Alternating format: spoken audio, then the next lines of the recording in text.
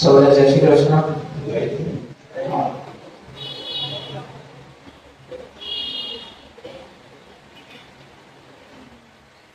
શું થયું?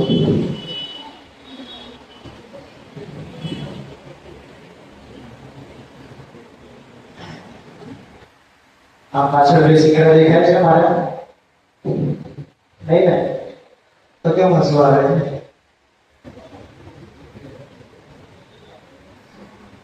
દેખાય ને?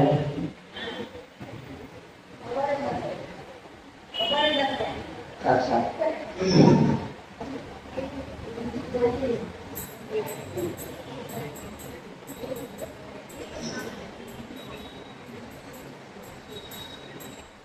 કોઈ સમયનો વ્યય ના કરતા આપણે સીધે સીધો રામદેવને પ્રવેશ જ કરી દઈએ. કાલે આપણે વાત ગીતાનો અમુક સાર સમજ્યા. હર અધ્યાયના બધા પોતપોતાના એક સંક્ષિપ્તના વસ્તુઓ છે જેના માધ્યમથી આપણે ગીતાને આપણા જીવનમાં ઉપયોગી બનાવી શકીએ. કઈ ગીતાને? બાજુવાળી. અચ્છા લે અરે ક્યાં હતા? તમારું વર્ણન થયું તારે આપું.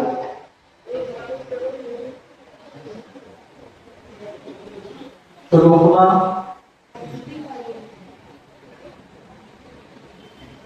એ ગીતાના અમુક અધ્યાયો વિશે આપણે વાત કરી હતી. એના પછી જે મહાભારતનો સૌથી પ્રથમ દિવસ છે તે પ્રથમ દિવસમાં યુધિષ્ઠિર, ભીષ્મ પિતામહ, દ્રોણાચાર્ય, કૃપાચાર્ય, શલ્ય આ બધાને પગે લાગવા જાય છે, અનુમતિ માંગવા જાય છે. એ બધી વસ્તુઓના દર્શન કર્યા હતા. હવે આપણે પ્રવેશ કરશું.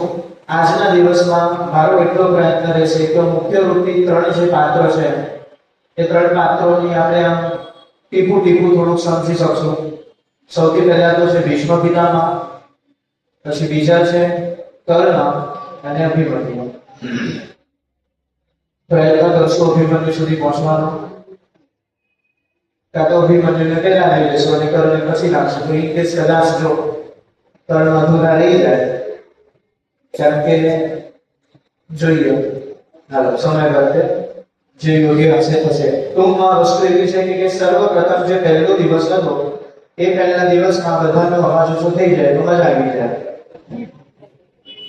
તો એ જે સર્વ પહેલો પ્રથમ દિવસ હતો એ પહેલા દિવસમાં અહીંયા આપણે બધા જેમ જાણીએ છીએ કે દુર્યોધને ભીષ્મને પૂછ્યું કે તમે આ યુદ્ધ કેટલા દિવસમાં પતાવશો, તમે આ યુદ્ધ કેટલા દિવસમાં પતાવશો. એ સમય પર કૃપાચાર્ય અહીંયા પોતાની વિદ્યાનો ઉપયોગ કરે છે. તો કયો?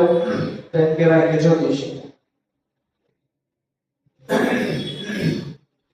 એ જ્યોતિષના બળથી કૃપાચાર્યને ખબર પડે છે, જોવે છે કે ભાઈ આ જે દુર્યોધન છે એ દુર્યોધન પર કુલ 18 દિવસની ગાદ છે. જો આ 18 દિવસની ગાદ નીકળી જાય, 19મા દિવસનો સૂરજ અગર જો ઉગે પછી દુર્યોધનને કોઈ મારી શકે નહીં. એટલે મૂળ દુર્યોધનને સાચવવું કેટલા દિવસ છે? 18 દિવસ સાચવવા છે. અને એ જ પ્રમાણે અહીંયા બધાએ પોતપોતાના દિવસ નક્કી કરેલા. ભીષ્મ પિતામહ કહે છે કે હું 3 દિવસ રક્ષા કરીશ, દ્રોણાચાર્ય કહે છે કે હું 2 દિવસ રક્ષા કરીશ, કર્ણ કહે છે કે અમુક દિવસ હું રક્ષા કરીશ. એમ કરીને બધા યોદ્ધાઓએ 17.5 દિવસનું બીડું હાથમાં લીધું કે અમે બધા 17.5 દિવસ એની રક્ષા કરશું. હવે એ બધી જ વસ્તુ થઈ જાય એટલે હજી એક રાજા બોલવા જાય છે કે જે અડધો દિવસ છે એ રક્ષણ હું કરીશ. એની પહેલા અહીંયા આ દુર્યોધન બોલે છે. તો શું કહે છે કે ભાઈ હું પણ ક્ષત્રિય છું, હું મારું રક્ષણ કરી શકું છું, તો મને આ અડધો દિવસનું આખું રક્ષણ કરવા માટે. ત્યારે ભીષ્મ પિતામહ બોલે છે કે ભાઈ આ તું નહીં પણ કોણ બોલે છે? તારો પ્રાણ બોલે છે. તારે એટલું જ છે ને તો જા તું અડધા દિવસનું રક્ષણ તો તારા જાતે તારું કરી લે.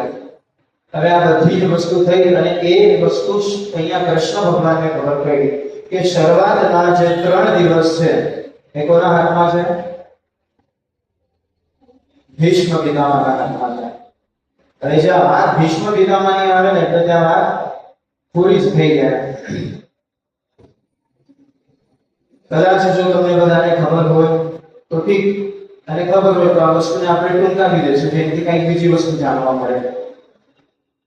તો ટૂંકમાં જે સમય પર અહીંયા આ વસ્તુ તય થાય છે ત્યાં કૃષ્ણને આમ કહેવાય ને કે પેટમાં ચડ ઉતરી કે ભાઈ ભીષ્મ પિતામહ અહીંયા રક્ષણ કરવાના છે. જો ભીષ્મ પિતામહ અહીંયા રક્ષણ કરશે તો પછી અહીંયા કોઈના હાથમાં કોઈ વસ્તુ આવવાની નથી. એના સામે બીજો કોઈ વ્યક્તિ એવો છે જ નહીં આ પૃથ્વી પર જે ટકી શકે. અને અગર જો આ 3 દિવસમાં ભીષ્મ પિતામહે ધાર્યું અને જો એ યુદ્ધ તરફ લઈ જશે તો અહીંયા અર્જુન નહીં બચે અને ત્યાં દુર્યોધનની જીત થઈ જશે. ત્યારે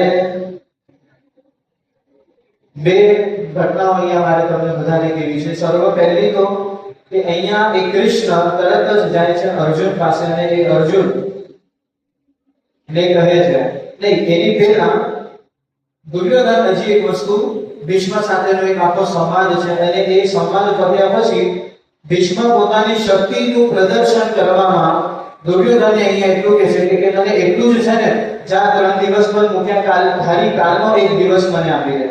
એક દિવસમાં હું પાંડવોનો વિનાશ કરી દઈશ. અને આ સમય પર જે પ્રતિજ્ઞા અહીંયા ભીષ્મ પિતામહ લે છે એ સમયમાં અહીંયા કૃષ્ણ અર્જુનને ઉઠાડે છે અને એ કહે છે કે ભાઈ ત્યાં ભીષ્મ પિતામહે 5 પાંડવોને કાલના જ દિવસમાં સૂર્યાસ્તની પહેલા મારવાની પ્રતિજ્ઞા લઈ લીધી છે અને એકની પ્રતિજ્ઞા કોઈ તોડાવી શકે એવું નથી. અન્યથા મારામાં પણ એટલી કોઈ તાકાત છે નહીં. કૃષ્ણ શાંતિથી કીધું, અર્જુન એની શાંતિથી કે મારે શેની ચિંતા? કૃષ્ણ અગર તમે છો તો મારે વ્યાકુળ થવાનું કોઈ કારણ બનતું નથી. બધી જ વસ્તુ તમે કરી શકો છો એટલું મને ખ્યાલ છે. હવે બને છે અહીંયા એવું કે કૃષ્ણ જાય છે સીધા દ્રૌપદી પાસે અને દ્રૌપદીનો હાથ પકડે છે અને કહે છે નીચે રથ તૈયાર છે, હાલ મારા સાથે. તો કે ક્યાં જવું છે એ તો તું મને કોઈ શબ્દ નથી કહેતા, કોઈ પ્રશ્નનો જવાબ નથી આપતા. તું ખાલી ચલ મારા સાથે બેસ, હું જે કહું એ તારે કરવાનું. ત્યારે અહીંયા એ કૃષ્ણ દ્રૌપદીને લઈને આવે છે અને ક્યાં લઈને જાય છે તો કીધું કે ભીષ્મ પિતામહનો જે તંબુ હતો ને એ તંબુના અંદર અહીંયા દ્રૌપદીને મોકલે છે. અંદર જા અને દાદા પાસેથી આશીર્વાદ લઈને આવો. ત્યાં જઈને દ્રૌપદી પગે લાગે છે અને પગે લાગ્યા પછી ભીષ્મ પિતામહ આશીર્વાદ આપે છે. તો શું અખંડ સૌભાગ્ય નથી કરો. અને ત્યાં દ્રૌપદી કડખડા હસવા માંડે છે અને ત્યાં ભીષ્મ પિતામહ કહે છે કે ભાઈ હું અહીંયા તને આશીર્વાદ આપું અને તું હસે છે. તો કે દાદા મને એ ખબર નથી પડતી કે હમણાં થોડા જ સમય પહેલા તમે એ પ્રતિજ્ઞા લીધી છે કે મારા 5 પાંડવોને તમે હણી નાખશો અને અત્યારે તમે મને અખંડ સૌભાગ્યવતીનો આશીર્વાદ આપો. હવે મારે સમજવું છે જે સમય પર આવી ઘટના ઘટી એ સમય પર આ ભીષ્મ પિતામહને ખબર પડી ગઈ કે આ બીજું કોઈ હોઈ શકે નહીં. તરત જ અવાજ આપે છે, કાળિયા શું કર્યું ત્યાં? કૃષ્ણ તો મસ્ત પોતાની મસ્તીમાં છે. મેં ક્યાં કર્યું? આશીર્વાદ તમે આપ્યો, આંખ તમારી બંધ હતી, તમે આંખ ખોલીને આશીર્વાદ આપવા જોઈએ ને. આમાં મારી તો કઈ ભૂલ જ નથી. કૃષ્ણ કે છે અચ્છા એમ ને કે તારી જે પ્રતિજ્ઞા છે કે આખા યુદ્ધમાં હું કોઈ શસ્ત્ર ઉપાડીશ નહીં, હવે હું એ પ્રણ લઉં છું કે એ તારા જે પ્રતિજ્ઞા છે તારી પ્રતિજ્ઞા હું કાલે તોડાવીને લઈશ. જોજે.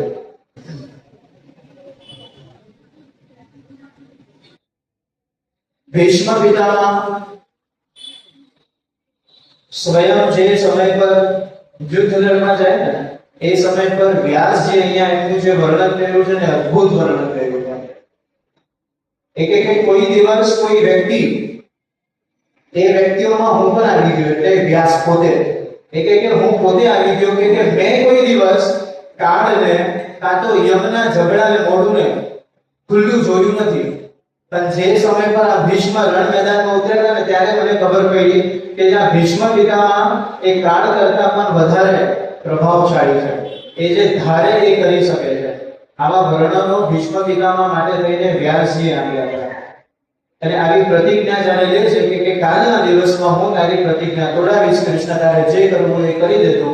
બીજા દિવસનો સૂરજ ઉગે છે અને સૌથી પહેલા દિવસનું જે યુદ્ધ હોય છે એ સૌથી પહેલું યુદ્ધ, એટલે કે અહીંયા ભીષ્મ પિતામહ અને આ પક્ષે અર્જુન ઉભો હતો.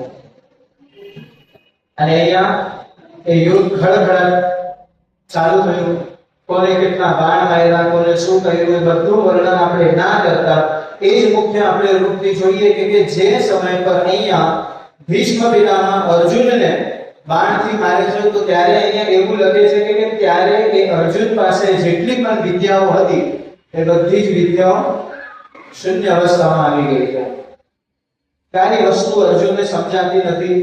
ત્યારે અર્જુન કૃષ્ણને પૂછે છે કે કૃષ્ણ, મારી આ દશા કેમ છે? મેં કેટલા યુદ્ધ લડી દીધા, આજે હું ભીષ્મ પિતામહના સામે શું કરવા નથી લડી શકતો? કૃષ્ણ કાંઈ જ બોલ્યા નથી. તું પ્રયત્ન તો કર. અને અહીંયાથી એક પછી એક અહીંયા અર્જુનને બાણ મારે છે ભીષ્મ પિતામહ. હવે વ્યાસજી પાછું એક વર્ણન કરે છે. તો શું કરે છે? તો કે વ્યાસજી એવું દર્શાવે છે અહીંયા કે જે સમય પર અર્જુન નાનો હતો અને એ અર્જુન ભીષ્મ પિતામહના ઘોડામાં રમતો હતો ને, આજે એવું લાગે છે. તો કેવું લાગે છે કે ભીષ્મ પિતામહ બાણની વર્ષા કરે છે અને એને જોઈને અર્જુન આજે રણ મેદાનમાં શીખે છે. એટલો નબળો પડી ગયો છે કે જેટલો વ્યક્તિ શીખતો હોય અને કેવી બાણ ક્યાં મારવું છે અને અહીંયા જઈને પડે, આવી અવસ્થા આજે અર્જુનની થઈ છે. વિચારો, એક પ્રભાવશાળી વ્યક્તિ કેટલા હશે, અર્જુન કેટલા શૂર હતા, શૂરવીર હતા, એ આપણને બધાને ખબર છે. પણ અહીંયા ભીષ્મ પિતામહ, એક નીલકંઠી નામનો એક ગ્રંથ છે, એમાં મહાભારતના ટોટલ પાત્રોનું આયુષ્ય લખેલું છે. અને એમાં મહાભારતમાં પણ અમુક જગ્યાએ અમુકનો આયુષ્યનો અંદાજો આપ્યો છે. તેમાં એમ કહેવામાં આવ્યું છે કે જે સમય પર આ યુદ્ધ હતું એ સમય પર 165 વર્ષના ભીષ્મ પિતામહ હતા અને એના સામે અર્જુન 62 વર્ષનો હતો. સીધું ડબલ ઉંમરમાં, અનુભવમાં અને શક્તિમાં. થાય જીત એની જ થાય છે જે ધર્મના પક્ષમાં હતી. આજે એક જણે મને બહુ સારો એવો પ્રશ્ન પૂછ્યો કે કર્ણને અધર્મથી માર્યો છે, તો એ ચાલી ગયું? આટલા નિયમો બનાવ્યા હતા, તો કર્ણને અધર્મયુક્ત ચીટિંગ કરીને શું કરવા મારવામાં આવ્યો? એનો પણ આપણે જવાબ જોશો. મળી ગયો, આજે જ જવાબ મળી ગયો. તો ટૂંકમાં વાત એવી છે કે અહીંયા બંનેનું યુદ્ધ ચાલે છે. હવે ભીષ્મ પિતામહ એટલા આક્રમક થયા છે કે જે રથની પીંજડી હોય ને, ખ્યાલ છે પીંજડી એટલે જેના પર પગ મૂકીને આપણે રથ ઉપર ચડી શકીએ, એ તો એ સમય પર ભીષ્મ પિતામહે એક મયામાંથી તલવાર કાઢી, તલવારને પોતાના બે દાંત વચ્ચે ફસાવી અને એક હાથમાં બાણ ધનુષ્ય લીધું છે અને આજે પીંજડી પર પગ મૂકીને અહીંયા નીચે ઉતર્યા છે અને ભાગે છે અર્જુનને મારવા માટે. અને એ સમય પર કૃષ્ણ બોલ્યા છે, અર્જુન ઉતર. અને તરત જ અર્જુન ઉતર્યા અને એ જ સમય પર કૃષ્ણ પણ સાથે સાથે ઉતરે છે. અને આજે એમ કહેવાય કે એ ભીષ્મ પિતામહના મોઢામાં તલવાર નહોતી, પણ એ ભીષ્મ પિતામહના મોઢામાં અર્જુનનો પ્રાણ હતો. અને એ પ્રાણની રક્ષા અહીંયા આ કૃષ્ણ કરી છે. અહીંયા ભીષ્મ પિતામહ મારવા જાય છે, ત્યાં અર્જુનની બુદ્ધિ સાવ સ્તબ્ધ થઈ ગઈ છે, કાંઈ સૂચતું નથી. આજે તો કૃષ્ણ જે બોલે છે ને એ પણ સૂચતું નથી. હવે જે સમય પર આવા અવસ્થામાં અર્જુન આવી ગયા છે, એ સમય પર હવે અહીંયા કૃષ્ણ બે વસ્તુમાં ફસાયા છે, એક જ્ઞાન અને બીજું અજ્ઞાન. ફસાયા છે એમ ના કહી શકીએ, બંને જગ્યાએ ધ્યાન છે. તો એમ કહેવાય કે કૃષ્ણના મનમાં જેટલો પ્રેમ ધર્મ માટે હતો એટલો જ પ્રેમ અર્જુન માટે હતો. એક સમય પર અહીંયા આવ્યું છે આગળના દિવસોમાં, 9મા કે 10મા દિવસોમાં, એ સમય પર કૃષ્ણ એમ બોલ્યા છે કે તને જોઈતું તો મારું માંસ કાઢી નાખું, પણ અર્જુનને કાંઈ નહીં ખબર. એટલો પ્રેમ કૃષ્ણ અર્જુનને કરતા હતા. તો ત્યારે અહીંયા એક કૃષ્ણ નીચે ઉતરે છે અને એમના ધ્યાનમાં અહીંયા માત્ર ને માત્ર ભીષ્મ પિતામહ છે. એમ કીધું કે એક નજરો ભીષ્મ પિતામહ પર છે કે એ કેટલા દૂર છે, અને બીજું અર્જુન પર છે કે અર્જુન શું કરે છે અને કાર્ય શું કરે છે. તો એમ કહેવાય કે અર્જુનનો જે રથ છે ને, રથમાં પૈડું કાઢે છે. નજર આંખ સામે ભીષ્મ પિતામહ છે, મનમાં અર્જુન છે અને કાર્યથી એ રથનું પૈડું કાઢે છે. કેમ કે હમણાં ભીષ્મ પિતામહ છે અને અર્જુનને છોડશે નહીં. એ આવે એ પેલા મારે આ હથિયાર લેવું જ પડશે, આ પૈડું કાઢવું જ પડશે. અને જે સમય પર અર્જુન એ રથનું પૈડું કાઢે છે, એ સમય પર ભીષ્મ પિતામહ આગળ આવીને કૃષ્ણના ચરણોમાં બધા જ શસ્ત્રો મૂકી દે છે. અને ત્યાં ભીષ્મ પિતામહ લલકાર કરે છે, મારે અર્જુનને મારવો નહોતો, મારે તો માત્ર ને માત્ર તારી જે પ્રતિજ્ઞા હતી ને એ તોડાવી હતી. અને આજે બોલ, તે શસ્ત્ર હાથમાં લીધું? ત્યારે કૃષ્ણ હા પાડે છે કે હા, મેં આજે પૈડું એટલે કે શસ્ત્ર હાથમાં લીધું. ત્યારે ભીષ્મ પિતામહ કેટલી મસ્ત બધી વાતો કહે છે કે જોજે, બીજી વાર ક્ષત્રિયોને લલકારમાં પેલા વિચાર છે. અમે કઈ ગોપાળો નથી કે તું રમતમાં ને રમતમાં અમને કઈ કહી દઈશ અને અમે સાંભળી લઈશું કરીને. તને કઈ નહીં થાય, તારો પ્રાણ નીકળી જશે અર્જુન, એ ખબર નહીં પડે તારે. અને ત્યારે કૃષ્ણ હસી હસીને કહે છે કે દાદા, તમારામાં બળ શક્તિ બધી જ વસ્તુ માન્ય કરું છું, પણ આજે તમારી પ્રતિજ્ઞા જે તમે એમ કહો છો કે મેં કૃષ્ણની પ્રતિજ્ઞા જે તોડાવી, તો વાત સાંભળી લો દાદા, મારા ભક્તોની માટે થઈને હું મારી પ્રતિજ્ઞા નિત્ય રૂપથી તોડતો જ આવ્યો છું. આમાં મારા માટે કઈ નવું નથી.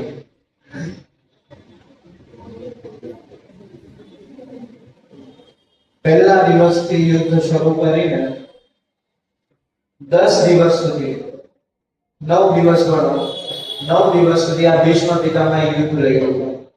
કેટલા વર્ષના? 165 વર્ષના. અને એવા સમયમાં કૃષ્ણ 92 વર્ષના હતા.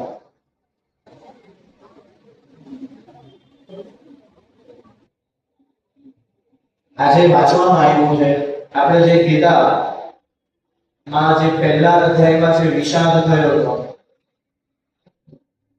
ગીતા 10મા દિવસમાં ભવાઈ ગઈ. એટલે આપણને બધાને એમ લાગે કે અર્જુનને વિષાદ 10મા દિવસે થયો છે, અને વસ્તુ ખોટી છે. અર્જુનને વિષાદ 9મા દિવસની રાત્રિએ થયો હતો. 9મા દિવસની રાત્રિએ આખી રાત કૃષ્ણ અને અર્જુન સુતા હતા.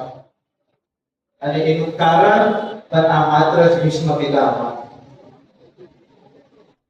આ યુદ્ધ પહેલા આટલી બધી વસ્તુઓ થાય છે. પહેલા દિવસનું યુદ્ધ ખૂબ વિશાળ છે, આપણે એને વર્ણવી જ ના શકીએ.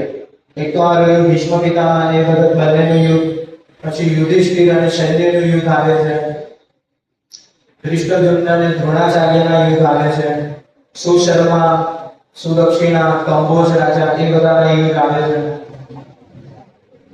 અહીંયા આપણે માત્ર એટલી જ વસ્તુ શ્રવણ કરી શકીએ કે આના સાથે યુદ્ધ કર્યું, આના સાથે યુદ્ધ કર્યું. કારણ કે જે રીતથી યુદ્ધ કર્યું છે એ રીત અગર જો આપણે જોવા જશું ને તો આપણી બુદ્ધિ કામ જ નહીં કરે. એક સાથે 100 બાણ છોડવા એ સમયમાં બહુ સામાન્ય વાત હતી.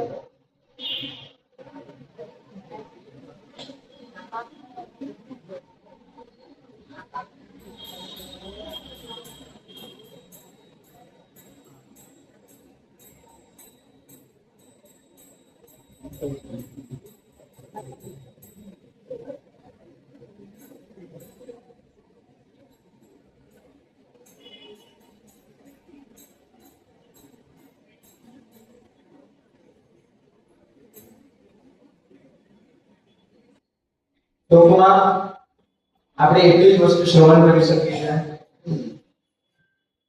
પહેલા જ દિવસે કૃષ્ણના હોવા છતાં ભીષ્મએ અર્જુનને ઘાયલ કરી દીધો હતો. અહીંયા સંજયના માધ્યમથી બધી જ વસ્તુ ધૃતરાષ્ટ્રને ખબર પડે છે અને એ બધી જ વસ્તુ એક સાથે એક દિવસે આપણે કોઈ દિવસ નહીં સમજી શકતા. કેમ? કારણ કે આપણને કદાચ એવું લાગે છે કે ભાઈ યુદ્ધ એક જ જગ્યાએ થાય છે, કાં તો કોઈ બે વ્યક્તિ જ યુદ્ધ કરે છે. દાખલા તરીકે આપણે ભીષ્મ અને અર્જુનની જે વાત સાંભળી તો આપણને એવું જ લાગે કે ભાઈ અહીંયા ભીષ્મ અને અર્જુન આ બે જ વ્યક્તિ યુદ્ધ કરે છે, પણ એવું નહોતું. કેટલીય અલગ અલગ જગ્યાએ અલગ અલગ રાજાઓ બધા યુદ્ધ કરતા હતા. તો અહીંયા સંજયે કઈ રીતથી કીધું છે તો એક અમુક વસ્તુ ભીષ્મ અને અર્જુન માટે થઈને કહી દીધી અને અધૂરી મૂકી દીધી. કેમ? કારણ કે બીજા પણ યુદ્ધ ચાલતા હતા, બધાનું વિશ્લેષણ અહીંયા આ સંજયને ધૃતરાષ્ટ્રને કરવો હતો. તો આ એક યુદ્ધ પત્યું એટલે પછી બીજાનું યુદ્ધ ચાલુ થયું તો યુધિષ્ઠિર અને શલ્યનું યુદ્ધ ચાલુ થયું તો એના વિશે કઈ કીધું, આના વિશે કઈ કીધું, કોને કોને ઘાયલ કરી દીધો, કોને કેટલા બાણમાં માર્યું, કોણ કયા મૂકી ઉભા હતા, એ બધી જ વસ્તુ અહીંયા બહુ બારીકાઈથી કીધી છે. આજે મારે એક જ વસ્તુ જાણવી હતી જેના માટે મેં નહીં તો 3 થી 3.5 કલાક ખાલી એ જાણવામાં જ લગાડ્યો છે. અને એ એક વસ્તુ હતી કે જે સમય પર અર્જુને બધા બાણ માર્યા અને એ બાણોથી જ્યારે ભીષ્મ પિતામહ બાણશૈયા પર પડે છે એના પછી આપણે બધાએ સાંભળ્યું છે કે અર્જુને એક છેલ્લું બાણ માથા પર માર્યું અને એનો ઉશીકું તરીકે ભીષ્મ પિતામહને અહીંયા આપ્યું છે. તો મારે એ દ્રશ્ય જોવો તો બહુ ઈચ્છા હતી. તો ત્યારે એમાં જાણવા મળ્યું મને કે એક બાણ નહીં પણ 3 બાણ માર્યા. એટલે વસ્તુઓ બારીક હોય છે આ બધી, અને આવી નાની નાની બારીક વસ્તુઓ બહાર કાઢવા માટે આટલો સમય લાગે છે. અને એ સમય લાગવાનું કારણ જ માત્ર એટલું છે કે એટલો વિસ્તાર થયેલો છે. અગર જો અહીંયા અર્જુને એક લલકાર પણ કરી હશે ને, એ લલકારનું પણ વર્ણન કરેલું છે. કયા વ્યક્તિ પાસે કેટલો સ્ટોક હતો બાણોનો, કેટલા રથ ભરીને કયા કયા રાજાઓ યુદ્ધ કરવા માટે નીકળ્યા હતા અને એમના રથમાં કેટલો માલ હતો, એ બધી વસ્તુ લઈ લીધા. કાલે જ મને સમાચાર મળ્યા કે યુએસએ એને પણ ઈરાન પર હુમલો કર્યો. સાંભળ્યું આપણે? વિચારો, આપણે પણ કંઈક એવી જ દશામાં આજે જીવીએ છીએ. ક્યારે? જ્યારે લોકોને પોતાનું રાજ્ય પ્રિય લાગવા માંડે ત્યારે, પણ એ રાજ્યના સાથે સાથે બધા જ લોકો, ઈરાનના હોય, યુએસએ ના હોય કે પછી કોઈ પણ ઇતર દેશોના હોય, એ લોકોને પોતાના ધર્મ અને પોતાનો કર્મ પ્રિય નથી લાગતો, પણ રાષ્ટ્રપ્રિય જે સમય પર લાગવા માંડે ને ત્યારે એ રાષ્ટ્ર માટે થઈને બીજા રાષ્ટ્રની હાનિ કરવી બહુ નાની લાગે છે, પણ પોતાના ધર્મનું પાલન કરવું બહુ અઘરું પડે છે. આ યુદ્ધો કઈ આટલા સરળ નહોતા. આપણે જોઈ લીધું છે ઇઝરાયલ અને ઈરાનનું. હવે આ યુએસએ પણ વચ્ચે પડ્યો છે. તરત જ ઈરાને કોઈક બીજા રાષ્ટ્રમાં પાછો હુમલો કર્યો, જે રાષ્ટ્રમાં યુએસએ ના માટેની ન્યુક્લિયર પાવર બધી વસ્તુઓ બનતી હતી. 2 દેશ હતા, એ 2 દેશમાંથી 4 દેશ થયા. ચીન પાછું પડશે નહીં, એ લોકો પણ બહુ જ સારી રીતે જવાબ આપશે. અને આ બધામાં જે નિર્દોષ વ્યક્તિઓ છે ને એ પીસાશે.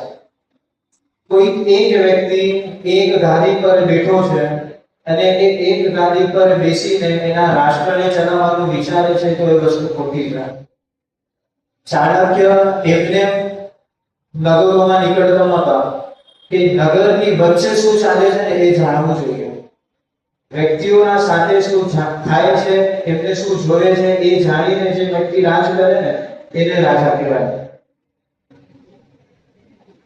રામની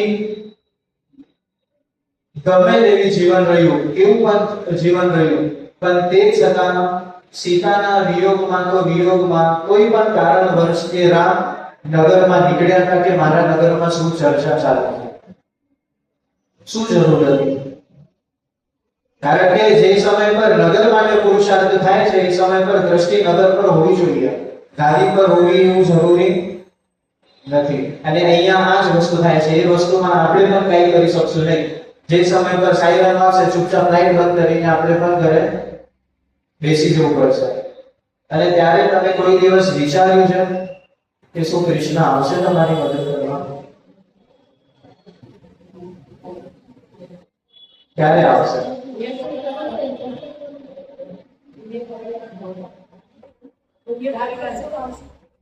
જપ કરશું તો આવશે. અર્જુને જપ કર્યા હતા? હા, તમે વિચારો, અર્જુન કરતા પણ શ્રેષ્ઠ ભીષ્મ પિતામહ છે. સાથ આપ્યો? કૃષ્ણએ ભીષ્મનો સાથ આપ્યો? ના આપ્યો. એમ કહેવાય કે અર્જુન કરતા પણ વધારે શક્તિશાળી કર્ણ હતા. તે છતાં પણ કૃષ્ણએ કર્ણનો સપોર્ટ નથી કર્યો કોઈ દિવસ. કેમ? અર્જુન વધારે માળા કરી હશે.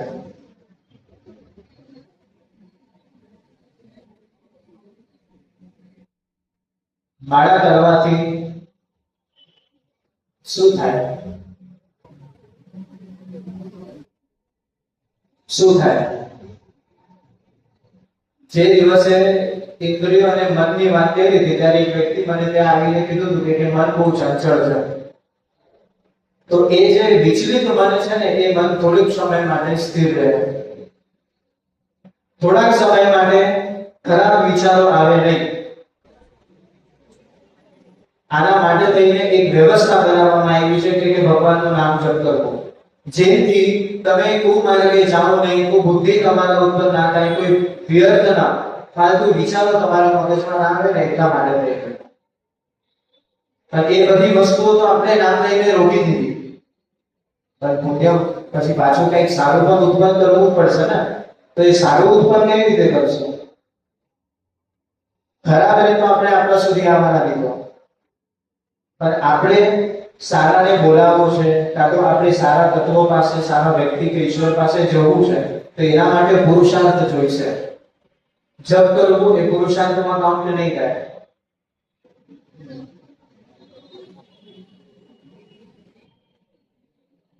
તમે જપ કરજો, તમને રાહત પાડતો. એટલે ટૂંકમાં જપ સારા છે, પણ એથી વ્યર્થની જે વસ્તુઓ છે ને એ આપણા નિકટ આવે નહીં. ટૂંકમાં વાત એટલી છે. તો અહીંયા આ સમય પર બીજો, ત્રીજો, ચોથો, પાંચમો બધા જ દિવસોમાં એકદમ ઘમાસાન ભીષણ યુદ્ધ થયું હતું. કેટલા લાખો સૈનિકો મરી ગયા, કેટલા વ્યક્તિઓ, કેટલા યોદ્ધાઓ, કેટલા હાથી, કેટલા ઘોડાઓ મરી ગયા. બધી વસ્તુઓ આપણને હજી અસમંજસમાં પાડશે. આજે એક જણ સાથે મારી વાત થઈ કે રામાયણમાં કેટલું બધું છે, રામાયણ કેટલા પ્રકારની છે, કેટલા પ્રકારની છે રામાયણ?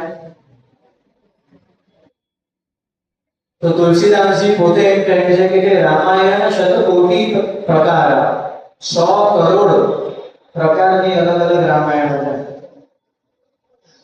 આપણે તો એકમાં જ થાકી જઈએ હતા. હવે જો આ રામાયણોના રહસ્યોમાં આપણે એટલા અંદર ગુચવાઈ જશું કે ભગવાનનો ભાવ સાઈડમાં મૂકી દઈએ, શ્રદ્ધા સાઈડમાં મૂકી દઈએ, એ ઈશ્વર છે એ માનવાનું પણ સાઈડમાં મૂકી દઈએ, અને માત્ર હર એક કથાઓ માટે થઈને આપણે તર્કો જ કરીએ કે આ કેમ, આ રીતે કેમ થયું, ઓલાએ આમ કેમ કર્યું, ઓલાએ આ વચન કેમ આપ્યું. આ તર્કોમાં જો અગર આપણે પડશું તો 100% આનો જવાબ મળશે આપણને.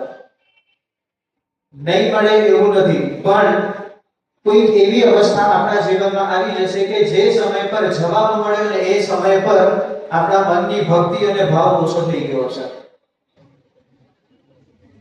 એટલા માટે શાસ્ત્રોમાં ઘણી વાર એવું કીધું છે, ઘણા ઉદાહરણો પણ છે કે જે સમય સુધી, જે લેવલ સુધી તમને સમજાય છે એટલું જ પુરુષાર્થ કરો.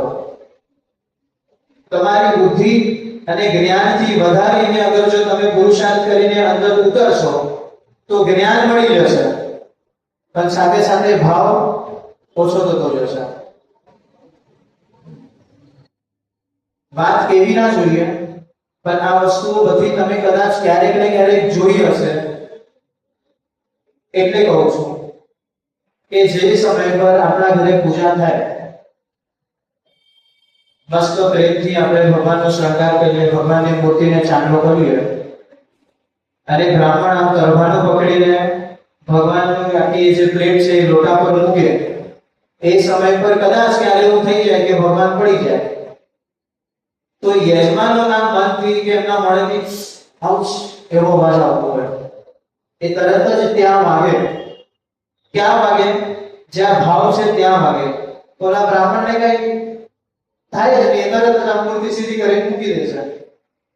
જોયું છે આ વસ્તુ, અનુભવ નહીં છે કે કારણ કે ત્યાં બ્રાહ્મણ જ્ઞાનને મહત્વ આપે છે અને તમે ભાવને મહત્વ આપો છો.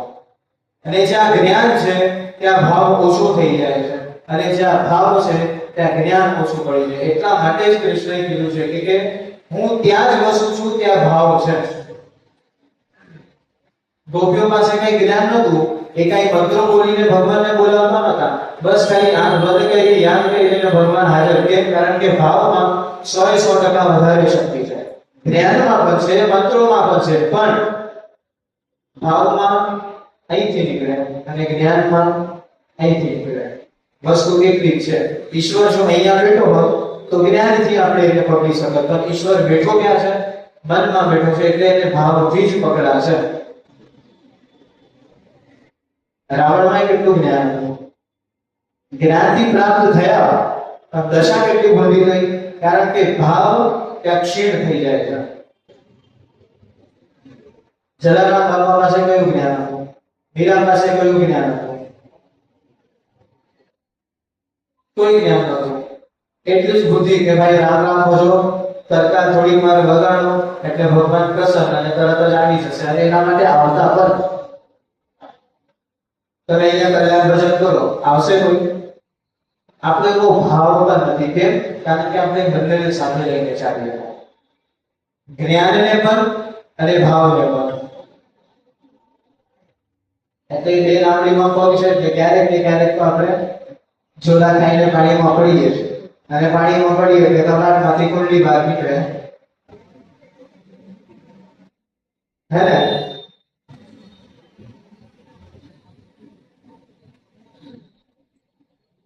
કેટલી વસ્તુ કેવી. ક્યારેક એમ થાય ને કે પપ્પુભાઈને કેવું કે શું કે ભાઈ 1 વર્ષ આપો, પણ ઠીક છે 1 વર્ષ મળી પણ જાય, પણ આજીવિકા પણ ચલાવી જાય.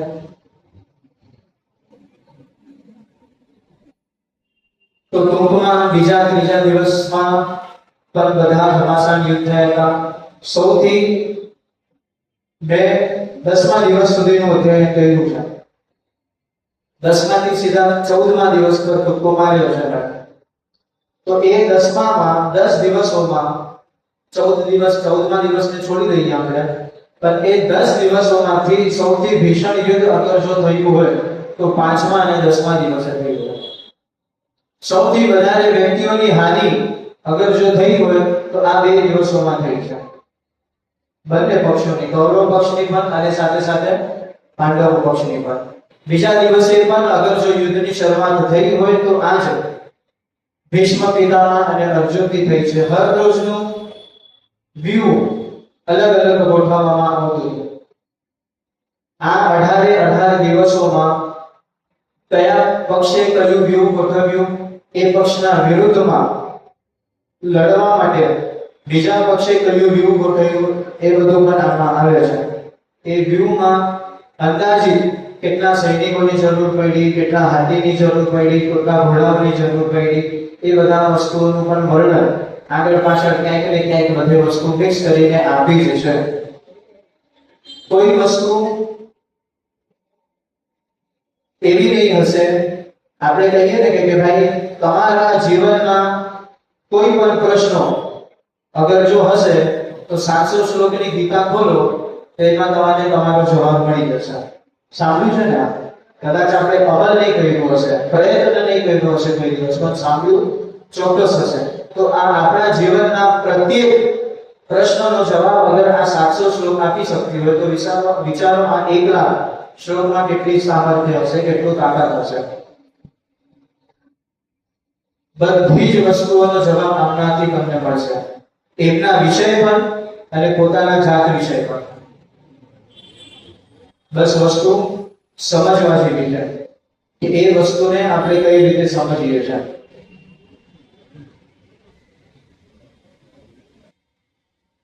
ચાર દિવસ સુધી યુદ્ધ કર્યા બાદ પાંચમા દિવસે અહીંયા ભીષ્મ પિતામહ થોડાક સમય માટે મૂર્છિત થઈ જાય છે. અને એ જે સમય પર મૂર્છિત થાય છે એ સમય પર બધા જ એને મળવા આવે છે. અને બધા જ મળવા આવે છે એ સમય પર અહીંયા કૌરવોના પક્ષના ભીષ્મ પિતામહ કૃષ્ણ અને અર્જુનની મહિમા ગાય છે, એમનું ગુણગાન ગાય છે. આપણે બધા એમ કહીએ કે સમય નથી મળતો, ભગવાનને જપ કરવા, પૂજા વાળી એ બધી વસ્તુ છોડી દો. આપણા જીવનના જે કાર્ય છે એ કાર્યોને સિદ્ધ કરવા માટે, આપણા લક્ષ્યોને સિદ્ધ કરવા માટે કાં તો સીધા જ શબ્દોમાં આગળ કહું ને તો એક જ વસ્તુ, પોતાનો ભૂલનો પ્રાયશ્ચિત કરવાનો સમય આપણને મળતો નથી. આપણે બધા જ કહીએ જ છે કે આ ઓલી ભૂલ થઈ ગઈ પણ એને સુધારવાનો સમય મને મળ્યો નહીં. અહીંયા પણ જોજો, પહેલા દિવસે, પાંચમા દિવસે, 10મા દિવસે, જે દિવસે કર્ણ મરી જાય છે એ દિવસે, આ બધા જ દિવસોમાં અહીંયા ભીષ્મ પિતામહ અને કૃષ્ણ દુર્યોધનને એક તક આપે છે કે હજી પણ તારા પાસે સમય છે કે તારે આ બધો દાવ પાછો લેવો હોય, આ બધું જ યુદ્ધ સમેટી લેવું હોય તો તું સમેટી લે, તું બચી જઈશ. વસ્તુ એટલી હતી કે માત્ર 5 ઘા આપવાના હતા. કર્ણનો સંવાદ, કર્ણ અને કૃષ્ણનો બહુ અદ્ભુત સંવાદ છે.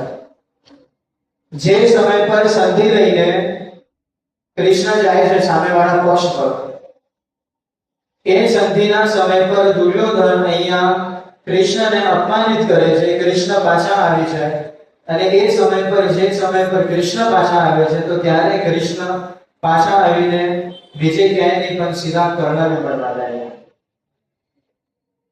અને એ જે સમય પર કર્ણને મળવા જાય છે ત્યારે કર્ણ એના બધા જ સેવકોને કહી દે છે કોઈને હવે પ્રવેશ નહીં કરતા, હું અહીંયા કૃષ્ણ સાથે વાત કરું છું.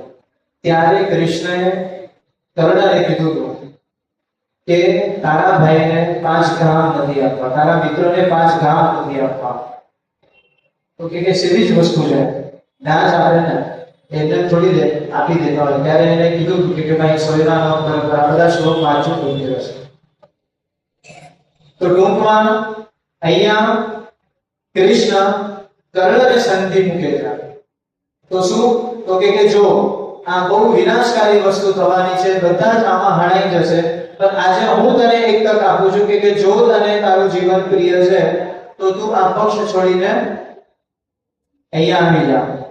કર્ણ ના પાડે છે કે હું જીવન આપી દઈશ, પણ મારો જે મિત્ર દુર્યોધન છે એ દુર્યોધનના પક્ષથી હું કોઈ દિવસ રહિત નહીં થઈશ. અને અહીંયા આ જે પોલિટિકલ માઇન્ડ જે કૃષ્ણ છે ને એ હવે અહીંયાની બુદ્ધિ વાપરે છે. અને શું કહે છે અહીંયા કૃષ્ણ કે જો તારા મિત્ર પાસેથી માત્ર 5 ગામ માંગવામાં આવ્યા હતા, એને નહોતા આપવા, હું એથી વિશેષ લઈશ. આ શબ્દો છે અહીંયા. શું કીધું કે ખાલી આટલું જ માંગ્યું હતું, એને એટલું પણ નહોતું આપવું, હું આજે એથી વિશેષ લઈશ. આ હું શબ્દો આપું છું તને. તો કે કોઈ વાંધો નહીં, તમારામાં જે બળ પડે એ તમે કરો. પછી ધીમે ધીમે ધીમે એને સીધું આક્રમણ શબ્દોથી કરે છે. તો શું કરે છે કે દુર્યોધનની આ ગતિ થશે, એના સાથે સાથે તારી પણ આ ગતિ થવી શક્ય છે.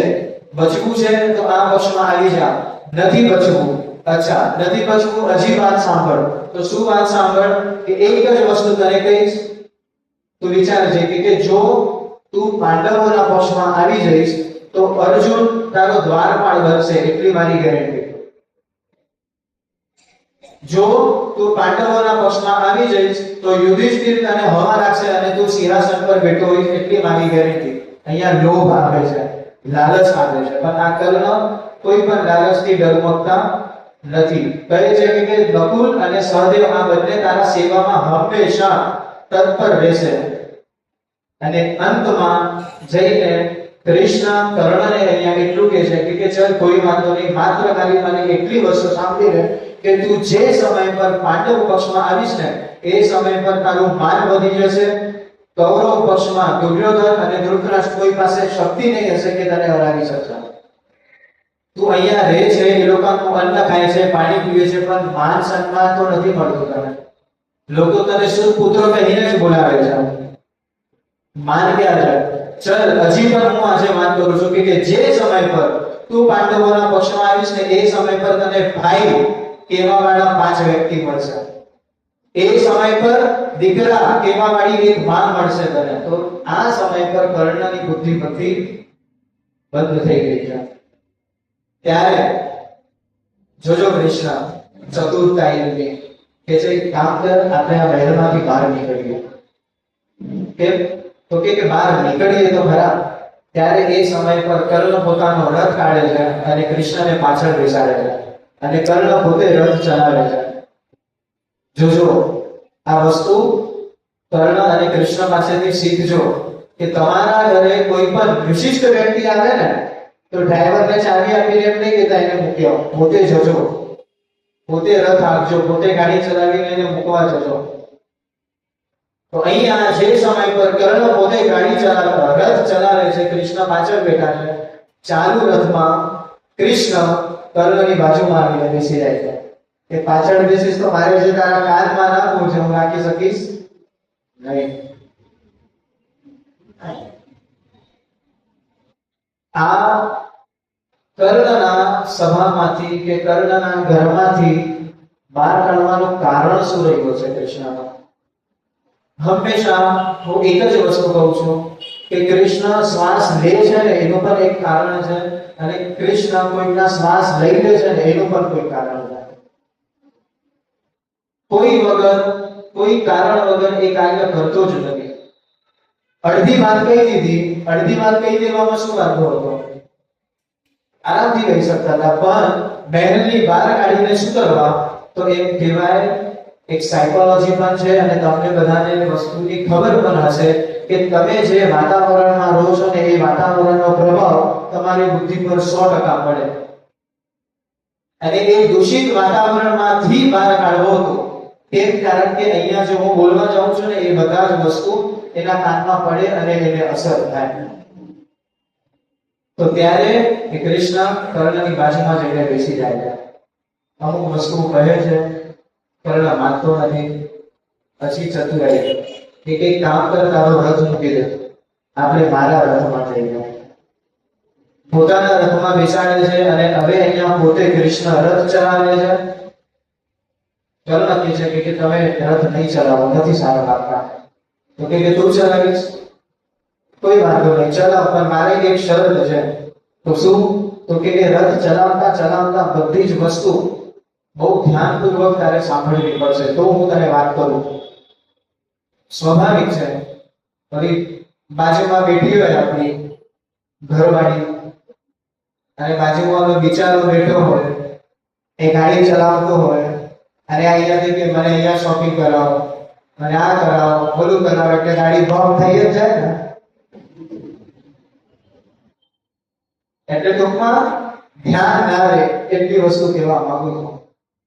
તો અહીંયા કૃષ્ણએ કર્ણ પાસેથી પૂર્ણ ધ્યાન માંગ્યું છે, પૂર્ણ ધ્યાન આપવાનું આશ્વાસન આપ્યું. એના પછી કહે છે કે જો તને 5 ભાઈઓ તો મળશે, તને એક દીકરો કહેવાવાળી માં મળશે ને, તને એ વસ્તુ તને આજે વિસ્તારથી કહું કે તારા કુળમાં શું થયું હતું. તો શું થયું હતું? તો કીધું કે કુંતીના સર્વ પહેલો પુત્ર એટલે કે એ તું છે.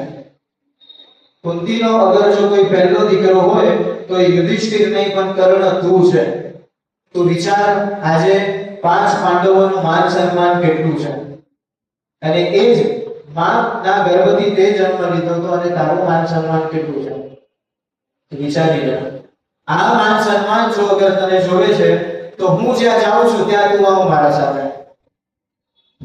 કર્ણ પૂછે ક્યાં જાય છે, ક્યાં જાવ છે તમારે? તો કે અર્જુન પાસે. હા, રથ બોલો, કૃષ્ણ નો હતો. તૈયારી કેટલી છે કે જો કર્ણ માની જાય તો એનો રથ પણ એને ઉતારવો, એના રથ પરથી મારા રથ પર બેસાડવો. એટલા સમયમાં પણ અગર જો બુદ્ધિ ફરી ગઈ તો આ તૈયારી છે કૃષ્ણની. કે ઓલો હા પાડશે કે ના પાડશે વાત પછીની, પણ અહીંયા તૈયારી પૂર્ણ છે.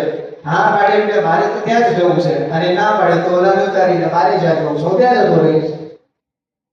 કોઈ વાતનો ભો નહીં, કોઈ વાતનું સુખ નહીં, કોઈ વાતનું દુઃખ નહીં.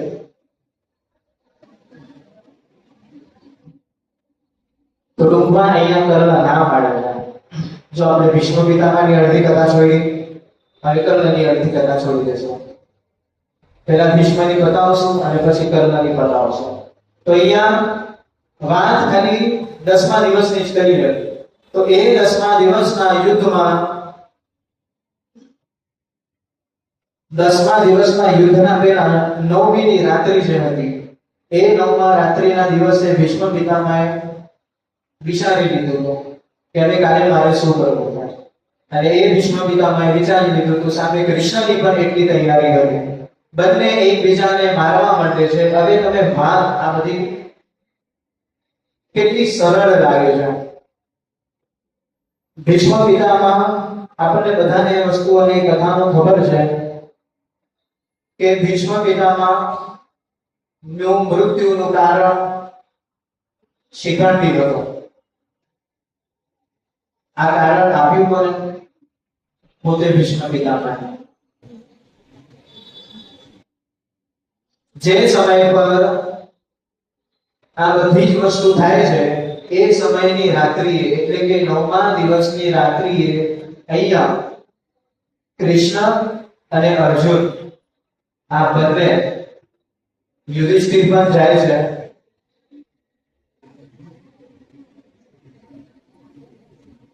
પાછે પાંડવ જાય છે અને સાથે કૃષ્ણ હોય છે. હવે આ બધા પાછે પાંડવ અને કૃષ્ણ મળીને અહીંયા ભીષ્મની પાસે જાય છે. તો કેમ જાય છે? તો આ જે 9 દિવસમાં જે યુદ્ધનું પરિણામ નીકળ્યું હતું ને એ પ્રમાણમાં જો અગર આવતા દિવસો રહ્યા ને તો પાંડવોને ખબર હતી કે આપણે જીતી શકશું નહીં. તો એ સમય પર અહીંયા યુધિષ્ઠિર આ બધા પાંડવો અને કૃષ્ણ અહીંયા જાય છે ભીષ્મ પિતામહ પાસે. યુધિષ્ઠિર, અર્જુન આ બંને અહીંયા ભીષ્મ પિતામહને પગે લાગે છે અને પગે લાગીને કહે છે કે જે ઘમાસાન યુદ્ધ તમે કહ્યું છે ને એ પ્રતાપથી અમને લાગે છે કે અમે કોઈ દિવસ જીતી શકશું નહીં. પણ દાદા, જે દિવસે યુદ્ધ ચાલુ થયું ને એ દિવસ પહેલા તમે અમને વચન આપ્યું હતું અને તમે અમને આશીર્વાદ આપ્યા હતા કે જીતશું તો એ પાંડવ જીતશું, પણ અમને લાગતું નથી. તમે એનો કોઈ ઉપાય બતાવો. ત્યારે અહીંયા ભીષ્મ પિતામહ એ દિવસની રાત્રિએ ઉપાય બતાવે છે. તો એમને એ જ ઉપાય બતાવ્યો છે કે આ બધી વસ્તુઓ, અમુક વસ્તુઓ અહીંયા ભીષ્મ પિતામહ કહે છે અને એ એક વસ્તુમાંથી શિખંડીનો ઉલ્લેખ આવે છે કે હું અગર જો મારવું છે મને તો એ શિખંડીને વચ્ચે રાખજો. કેમ? કારણ કે હું કોઈ સ્ત્રી ઉપર હાથ ઉપાડતો નથી. અહીંયા લખ્યું છે, જોજો કેટલી બધી વસ્તુઓ છે. જે વ્યક્તિના હાથમાંથી અસ્ત્ર શસ્ત્ર પડી જાય છે એ વ્યક્તિને હું કોઈ દિવસ મારીશ નહીં. આવી મારી પ્રતિજ્ઞાઓ છે. આ પ્રતિજ્ઞાઓ અહીંયા 9મા દિવસની રાત્રે ભીષ્મ પિતામહ આ પાંડવો અને કૃષ્ણને કહે છે. પછી શું કીધું કે જે વ્યક્તિએ શસ્ત્ર નીચે મૂકી દીધા છે એ વ્યક્તિ પર પણ હું પ્રહાર કરી શકીશ નહીં. જે વ્યક્તિ લડતા લડતા પડી ગયો છે એના પર પણ હું પ્રહાર કરીશ નહીં. જેના કવચ, અસ્ત્ર જે કવચ હોય એ કવચ અને કુંડલ નીકળી ગયા છે એ કવચ રહિત વ્યક્તિઓ પર હું આક્રમણ કરીશ નહીં. જે પણ રથી, જે પણ વીર છે, જે પણ યોદ્ધા છે એનો જે રથ છે એ રથનો જે ધ્વજ છે એ ધ્વજ જેનો તૂટી ગયો હશે એના પર પણ હું આક્રમણ કરીશ નહીં. આ બધા એમના પોતાના નિયમો હતા. જે ડરીને ભાગી જતો હોય એના પર પણ હું આક્રમણ કરીશ નહીં. જે ચાલુ યુદ્ધમાં મારા શરણે આવશે એના પર પણ હું આક્રમણ કરીશ નહીં. જે સ્ત્રી હોય કાં તો જેનું નામ સ્ત્રી સમાન હોય કાં તો જેનું કાર્ય સ્ત્રી સમાન હોય એના પર પણ હું હાથ ઉપાડીશ નહીં. અને આ જે વસ્તુ હતી એ આ શિખંડીમાં મળતી હતી. શું વાત સાચી છે એ મને ખબર નથી. બધા એમ કહે કે ભાઈ એક મહિનો પુરુષ ને એક મહિનો સ્ત્રી, ટુકડામાં જ મેં વાંચ્યું છે. પણ મારા વાંચવામાં જેટલું આવ્યું છે તો એમાં એવું હતું કે પૂર્વ સમયમાં એ સ્ત્રી હતા અને પછી એ પુરુષ તત્વમાં આવી ગયા હતા. વારંવાર આવી વસ્તુ હતી એ હજી વાંચવામાં આવી નથી. કદાચ કંઈક ઉપર નીચે હોય તો પણ મને ખબર નથી. અને બીજી વસ્તુ અહીંયા એમ કીધી છે કે જેના પણ ધ્વજ પર અમંગલ્ય ચિહ્ન હશે એના પર હું આક્રમણ કરીશ નહીં. તો આ બે વસ્તુ હતી.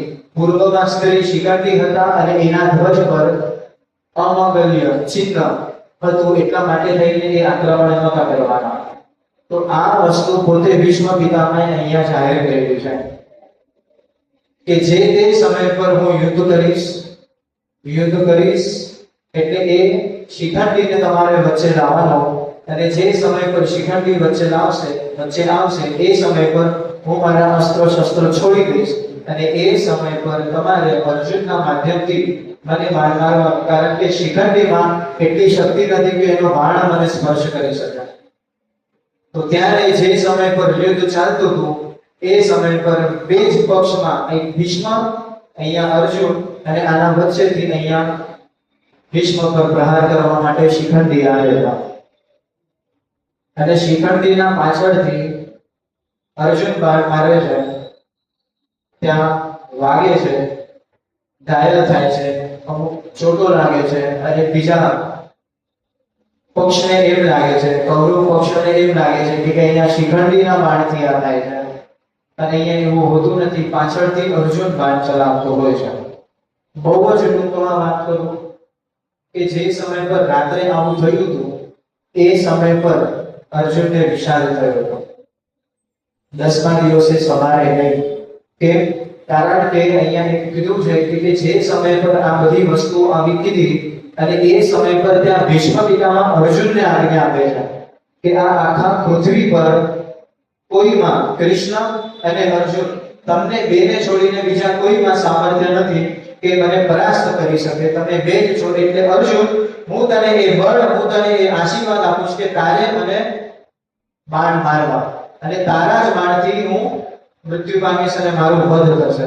અને એ સમય પર જ્યારે આ બધી જ ચર્ચા થઈ જાય છે ત્યારે પાંડવો પોતાના કુટીરમાં જાય છે અને ત્યારે આ અર્જુન અને કૃષ્ણ વાત કરે છે. અને ત્યાં મુખ્ય રૂપથી વિષાદ અહીંયા થાય છે. ધૃતરાષ્ટ્રના શબ્દોથી તો થયો જ હશે, પણ મેં જે હતું એ અહીંયા હતું. તો ત્યારે કહે છે કે હું જેના ખોળે રહ્યો છું હું એને બાણ કઈ રીતના મારું? મારામાં આ વસ્તુ શક્ય નથી. કૃષ્ણ કહે છે તારે મારવું જ પડશે. અને અર્જુન અહીંયા તર્કો કરે છે આ જ સમય પર કે તમે કેવી વાત કરો છો, તમે અધર્મયુક્ત વાત કરો છો. આજે તમારામાં ધર્મ ક્યાં ગયો? એ ધર્મ તમારામાં આજે મને દેખાતો નથી. હું યુદ્ધ કરીશ નહીં. શિખંડી આવશે અને શિખંડી મારશે મને ચાલશે, પણ હું અહીંયા ભીષ્મ પિતામહને તો મારીશ જ નહીં. તો અહીંયા જે સમય પર આ અર્જુને ધર્મની પીપુડી વગાડીને ત્યારે કૃષ્ણએ એક જવાબ આપ્યો છે. તો શું કીધું છે કે 6 આતાઈને મારવામાં અધર્મ નથી.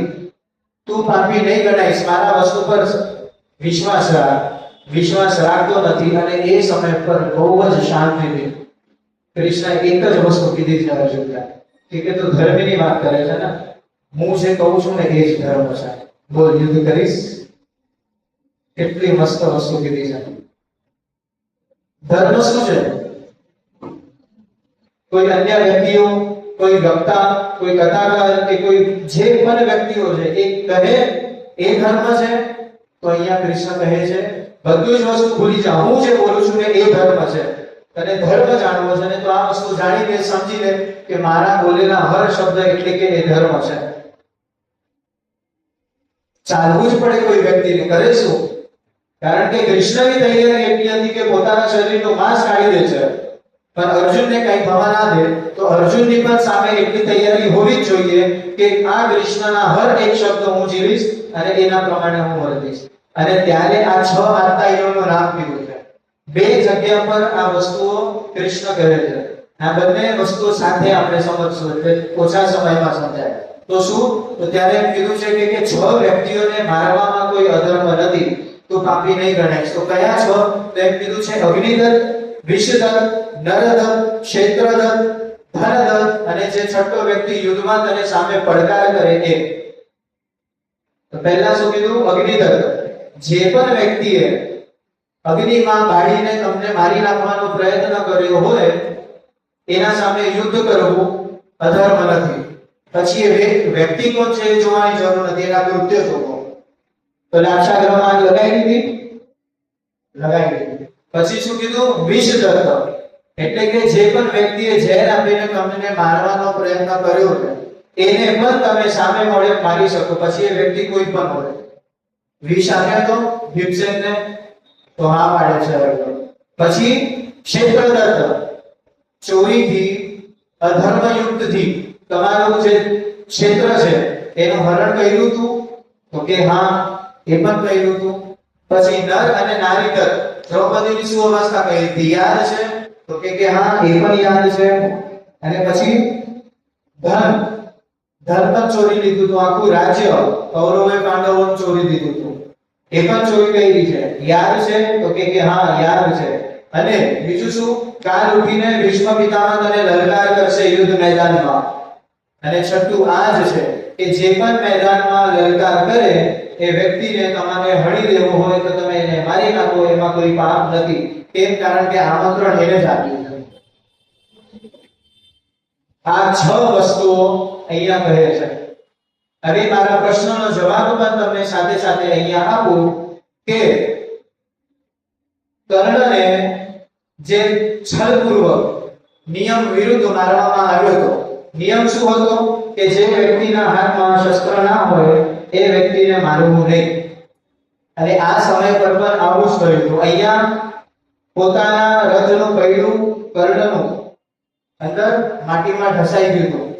એક વાત કહેવા માંગીશ તમને આ કથાની વચ્ચે કે જે સમય પર કર્ણ અને અર્જુન યુદ્ધ કરતા હતા, તો અહીંયાથી આમ કર્ણ બાદ મારે ને તો અર્જુનનો રથ 20 ફૂટ પાછળ જતો હતો. અને એ જ અર્જુન કર્ણને બાણ મારે એટલે કર્ણનો રથ 40 ફૂટ પાછળ જતો રહેતો. તો જે સમય પર આવું થાય ને એ સમય પર કૃષ્ણ કર્ણને કહે વાહ સરસ શું બાણ માર્યું છે. ત્યારે અર્જુન પાછળથી કહે કે કૃષ્ણ આ મને કઈ ખબર ન પડતી તમે કોના પક્ષમાં છો. તો કે તું કે શું થયું? તો કે હું બાણ મારું છું 40 ફૂટ પાછળ જાય છે, મને કઈ કહેતા નથી, મને વાહવાહી આપતા નથી તમે. અને ઓલો કર્ણ બાણ મારે છે અને આપણો રથ માત્ર 20 ફૂટ પાછળ જાય છે, તો તમે એની વાહવાહી કરો છો. કે તને નહીં ખબર પડે ભાઈ, તું રહેવા દે ને, હજી બાળક છે મારા સામે એમ. તો કે નહીં અર્જુન મને આજે નહીં કૃષ્ણ મારે આજે જાણી લેવું છે, મને કહો.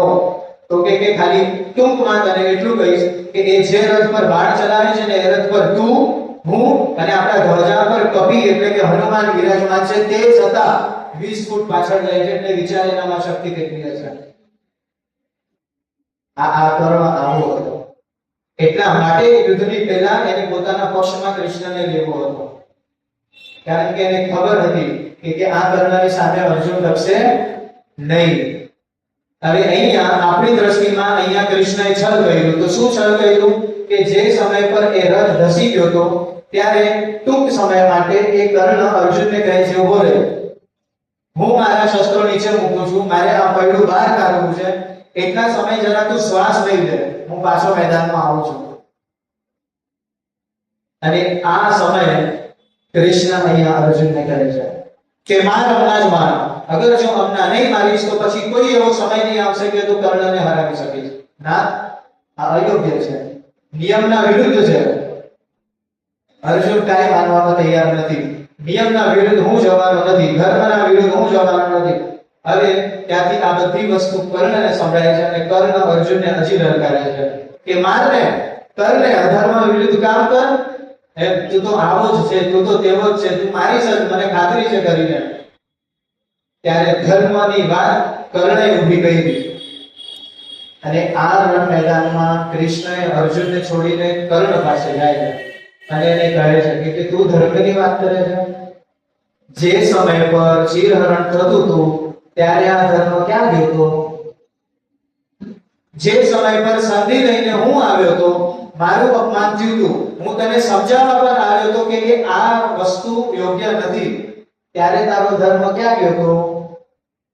એવી ઘણી બધી વસ્તુઓ અહીંયા આ કૃષ્ણએ કર્ણને સમજાવી છે અને બધી જ તર્ક જો વિચારો કૃષ્ણની બુદ્ધિ કેટલી પ્રબળ હશે.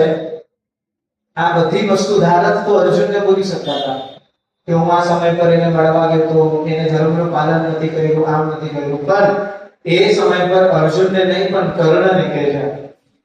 કદાચ શારીરિક વૃત્તિ કર્ણને કહેતા હશે પણ અંદર ઉકસાવવા માટે, લોહી ગરમ કરવા માટે અર્જુનનું લોહી ગરમ કરવું કે આ બધી વસ્તુઓ સાંભળશે ને ત્યારે આ અર્જુનને લોહી ગરમ થશે. અને અર્જુનનું લોહી ગરમ થયું અને ત્યારે એને ખ્યાલ આવ્યો કે ઓહો, કર્ણ પોતે અધર્મી છે અને ધર્મની વાતો કરે છે. ચલો, આજે કૃષ્ણના મુખથી જે શબ્દો નીકળ્યા છે એ મારા માટે ધર્મ છે અને એટલા માટે થઈને એ સમય પર આજે અર્જુને ધર્મનો ન્યાય અને ઓલાના સાથે ન્યાય કર્યો છે અને કર્ણને બતાવી દીધો. આમાં એક વસ્તુ એડ કરી, હું ભૂલી ગયો, હવે આપણે કરીએ. તો આ જ વસ્તુમાં કે જે સમય પર કૃષ્ણ કર્ણને કહે છે કે ભાઈ ધર્મ ક્યાં ગયો, એ સમય પર એક ગણતરી હજી ગણાવડાવી હતી અને એ ગણતરીમાં અભિમન્યુનું નામ હતું કે તમે બધાએ અભિમન્યુને પણ છલપૂર્વક મારી દીધો હતો. અને આ જ સાંભળીને ઓલા અર્જુનનું લોહી તપ્યું હતું. અને એ અર્જુન અરે એ અભિમન્યુનો પણ વધ કઈ રીતે થયું એ બધાને આપણને ખબર છે. દ્રોણાચાર્ય ચક્રવ્યૂહની યોજના કરી અને એમાં લલકારે છે એ અભિમન્યુ. હવે એમાં નીતિ એવી થઈ હતી કે જો આ ચક્રવ્યૂહને 5 જ જણા ભેદી શકતા હતા તો કોણ? અર્જુન, કૃષ્ણ, અભિમન્યુ, પ્રદ્યુમ્ન અને બીજો કોઈ એક વ્યક્તિ હતા. 5 જણાનું નામ છે. આ 5 જ જણા એને ભેદી શકતા હતા. એ 5 સિવાય બીજું કોઈ નહોતું. તો ટૂંકમાં એ સમય પર દ્રોણાચાર્યએ એવી બુદ્ધિ વાપરી કે કૃષ્ણ અને અર્જુનને દક્ષિણ દિશામાં યુદ્ધમાં આપણે એમને વિસી કરી દઈએ, રોકી દઈએ, ધ્યાનબદ્ધ કરી દઈએ, જેથી જે મુખ્ય પ્રયોજન છે એ આપણું મુખ્ય પ્રયોજન થાય. તો અહીંયા આ અભિમન્યુ યુધિષ્ઠિરને રક્ષામાં હતા અને આ કૃષ્ણ અને અર્જુન અહીંયા હતા. એમનું ધ્યાન નહોતું. એ સમય પર અહીંયા દ્રોણાચાર્યએ અભિમન્યુને લલકાર કર્યો છે કે આ વ્યૂહ છે, આવો તારા માટે જ છે. અભિમન્યુ ગરમ લોહી જાય છે ત્યારે યુધિષ્ઠિર કહે છે કે આગળ આજે તું યુદ્ધ નથી કરતો અને આજે આપણે હારી જશું તો સાંજે ઘરે જઈને અર્જુન મને ટકોર લગાડશે. તો આજે આ આખા પાંડવોનું બળ તારા માથે છે. ત્યારે અભિમન્યુ કહે છે કે હું જાઉં છું અંદર, તમે બધા મારા પાછળ પાછળ આવો. અને એ જે સમય પર ચક્રવ્યૂહમાં અંદર જાય છે એ સમય પર પછી આપણને બધાને જ ખબર છે કે કઈ રીતે છલપૂર્વક આમ ચક્રવ્યૂહના દરવાજા બંધ કરી દેવામાં આવ્યા. બીજા બધા ઘણા એવા યોદ્ધાઓ એમાં મરી ગયા. એ બધાનો ઉલ્લેખ છે અને એ છલપૂર્વક આ અભિમન્યુને બતાવી દીધો. ઘણી કથાઓ છે, 5 જ મિનિટ છે ટૂંકમાં. આ અભિમન્યુનું વધ થયું, 18 દિવસોનું યુદ્ધ થયું. જે જીતવાના હતા એ જીત્યા, હારવાના હતા એ હાર્યા. એના પછી સ્ત્રી પર્વ આવે છે, જેમાં બધી જ સ્ત્રીઓ વિલાપ કરે છે.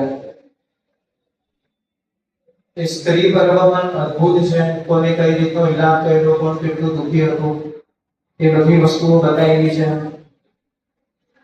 અને એના પછી જે સમય પર આપણે એ સ્ત્રી પર્વથી આગળ જઈએ તો એક શ્રાદ્ધ પર્વ કરીને એક પર્વ આવે છે. એ પર્વમાં ધૃતરાષ્ટ્ર અને સંજય નો સંવાદ બતાવેલો છે. અને એ સમય પર ધૃતરાષ્ટ્ર અહીંયા સંજયને પૂછે છે કે આખું યુદ્ધ પતી ગયું, હવે એ યુદ્ધમાં કેટલા લોકો મર્યા, એ યુદ્ધ પછીની દશા પરિસ્થિતિ આ કુરુક્ષેત્રની શું છે એ મને જાણવી છે, તો તમે મને એ વસ્તુ બતાવો.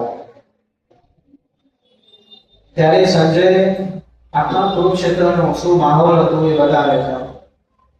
જો વ્યક્તિ એ જ સાંભળવા વાળો પણ, બોલવા વાળો પણ. બોલવા વાળાના શબ્દો શરૂઆતમાં એવા હતા કે આ રણ મેદાન કેવું મસ્ત લાગે. પૂછનાર વ્યક્તિ એ જ હતા કે મને આ આખા નગર વિશે કહો. અને હવે પૂછનાર પણ એ જ, બોલનાર પણ એ જ, બસ માત્ર પ્રશ્ન બદલાઈ ગયા હતા. તો શું કે છે કે કેટલી લાશો પડી છે, શું છે, બધું વસ્તુ તમે મને વિસ્તારપૂર્વક કહો. ત્યારે સંજય જે પ્રમાણે કહે છે એ પ્રમાણે આપણે એ વસ્તુ વાંચી જ ના શકીએ, એ વાંચીને અનુભવ કરી જ ના શકીએ કે એ યુદ્ધ કેટલું ભીષણ હતું અને યુદ્ધમાં આવા શૂરવીરો કઈ રીતે ટક્યા હશે. તો ત્યારે સંજય એમ કહે છે કે આ આખા 18 દિવસના યુદ્ધમાં 1,66,20,000 વ્યક્તિઓ મરી ગયા. કેટલા? 1,66,000 લાખ છોડી દો તો એ 1 અરબની ગણના કેટલી થઈ હશે? તો કે આટલા વ્યક્તિઓ મરી ગયા તો આગળ વસ્તુ થઈ શું? તો કે શું થવાનું હતું આગળ? એ જ થવાનું હતું જે નિયતિ લખ્યું હતું. બધાને જે લાશ છે, રક્ત છે, એ દીગડ, એ બધા પક્ષીઓ જે આવી છે એ હાથ લઈને જાય છે, કોઈ પગ લઈને જાય છે. કોઈ પરિસ્થિતિ હવે અહીંયા કેવા લાયકની નથી. તો ત્યારે અહીંયા ધૃતરાષ્ટ્ર પૂછે કે જેટલા પણ વ્યક્તિઓ મૃત્યુ પામ્યા, શું એ બધાનું મોક્ષ થયું છે? એમને ઉત્તમ ગતિ મળી છે? તો ત્યારે અહીંયા સંજય કહે છે કે અમુકને પોતપોતાના કર્મ પ્રમાણેની ગતિ ચોક્કસ મળી છે. તો કયા કર્મ પ્રમાણે? તો એમ કીધું છે કે જે પણ યોદ્ધાઓ હર્ષ અને ઉત્સાહથી યુદ્ધ કરતા હતા અને એવી ગતિએ પ્રાપ્ત થયા, એ લોકોને બધાને ઇન્દ્રલોકની પ્રાપ્તિ થઈ છે. જે અપ્રસન્ન ચિત્તથી, અપ્રિય ભાવથી, કંટાળાથી જેને યુદ્ધ કર્યું છે એ લોકોને ગંધર્વ લોકની પ્રાપ્તિ થઈ છે. જે લોકો પોતાના પ્રાણની બીકથી યુદ્ધ કરતા હતા કે યુદ્ધ કરવું પડશે ને તો હું મરી જઈશ, આવા ભાવથી જે લોકો યુદ્ધ કરતા હતા એ લોકો અમુક બીજા ગુહ્ય લોકોમાં ગયા છે, જે શસ્ત્રહીન થઈ ગયા હતા અને એ લોકોએ હાર માની લીધી કે મર્યા સિવાય હવે મારા પાસે બીજો કોઈ ઓપ્શન નથી. એવા લોકોએ અમુક લોકોની પ્રાપ્તિ કરી અને જે શૂરવીર હતા એ લોકોએ બ્રહ્મલોકની પ્રાપ્તિ કરી છે. એ પ્રમાણે બધાને કયા કયા લોકની પ્રાપ્તિ થઈ છે એ બતાવ્યું છે. એ બતાવ્યા બાદ અહીંયા આ પાંચે પાંચ પાંડવ, ધૌમ્ય ઋષિ જે આપના કુલગુરુ હતા, ધૃતરાષ્ટ્ર, સંજય, એ બધા જ પુરુષો ભેગા થઈને ગંગા તટના કિનારે આ જેટલા પણ 1,66,00,000 વ્યક્તિઓ